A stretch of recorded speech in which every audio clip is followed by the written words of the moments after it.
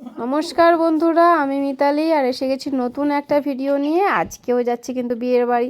এর আগের দিনে ভিডিওটা ছিল বঞ্ঝির বিয়ের দিনের ভিডিও, তো আজকে হবে রিসেপশনের দিনের ভিডিও। আমরা একটা গাড়ি ভাড়া করে ফেলেছি বঞ্ঝির শ্বশুরবাড়ি যাব বলে। ওর বিয়ে হয়েছে চুঁচড়ো ধরমপুর। তো আমরা যাব। আর এত নাচছে বাচ্চাগুলো, গাড়ির ভিতরে গান চালিয়ে দিয়েছে, তো বাচ্চাগুলো খুব নাচছে। আর আমি একদম পুরো রুমাল টুপি পরে চাদর নিয়ে একদম রেডি হয়ে যাচ্ছি, যেহেতু যদি ঠান্ডা লেগে যায় না। সামনে তো বলেইছি তোমাদেরকে যে দাদার বিয়ে, তো ঠান্ডা লেগে গেলে একদমই হবে না। তো পৌঁছে গেছি আমরা। আমার এখানে না সব ভিডিও করা হয়নি অ্যাকচুয়ালি, কারণ করা হয়নি, সেরকম কোনো পরিস্থিতি ছিল না করার মতো। এসেই গল্প টল্প করতে রয়ে গেছি। এখানে স্টার্টার খাওয়া হয়ে গেল। বন্ধুর সাথে যদিও এর আগে দেখা করেছি, সেই দেখার কোনো ভিডিও নেই। আপনারা আবার ভাববেন না যে আমি গিয়েই খেতে আরম্ভ করে দিয়েছি, না না, আগে বন্ধুর সাথে দেখা করেছি, তারপরে খাওয়া। এই যে মাম্মাম খাচ্ছে। মাম্মাম শুধু চিকেন পকোড়া ওর খুব পছন্দ। ঠিক আছে, তুই চিকেন পকোড়াই খা।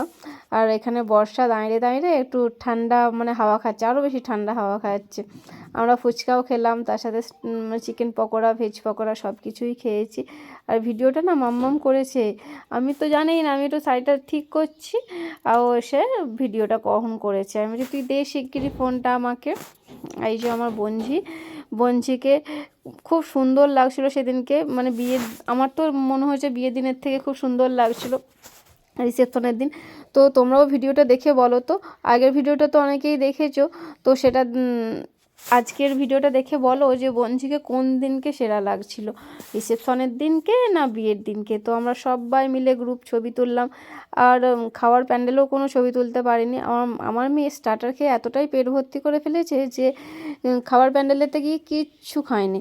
ওখানে রুমালি রুটি হয়েছিল, মাটন হয়েছিল, ও চিকেন কিমা, মাটন কিমা দিয়ে এক চানা মশলা হয়েছিল, অনেক কিছু ওখানেও ছিল, চিকেন স্যাটে ছিল। ও কিচ্ছু খায়নি, সব কিছু নিয়েছে, অথচ কিচ্ছু খায়নি। রুমালি রুটিটা আবার নেয়নি।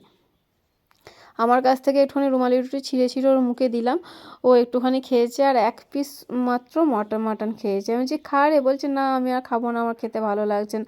আমি যে তুই ওখানে তখন স্টার্টারে চিকেন পকোড়াগুলো 2-4টে খেয়েছিস, তার জন্য তুই খেতে পারলি না।